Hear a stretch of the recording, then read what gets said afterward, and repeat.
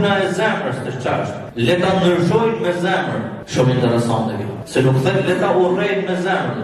Se si ndryshohet me zemër. Kjo po atë bojnë se njeriu të mos bëhet pjesë e keqjes duke e dashur me zemër të keqe. Pra në fakt këto thënë ta ndryshojnë njeriu veten e vet, mos të përzihet njeriu me të keqen.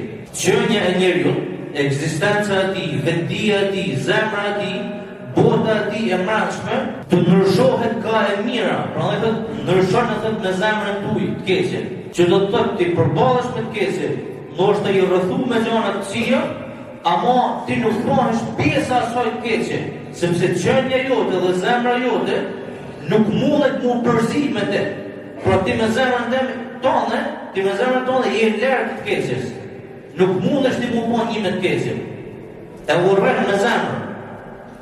Edhe nëse nuk ke forcë me e ndryshu, me e penua të keqe, ose edhe nëse nuk mundesh me fol. Edhe thëtë kjo është grada ma ulët e imanit, kjo me zemrën.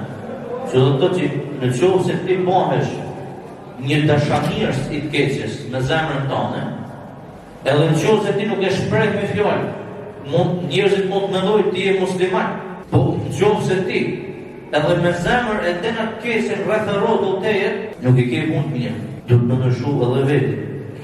Se kjo është kryesore. Pa ndryshu robi këtu, veti, nuk mundet të ndryshu as kërkan jashtë.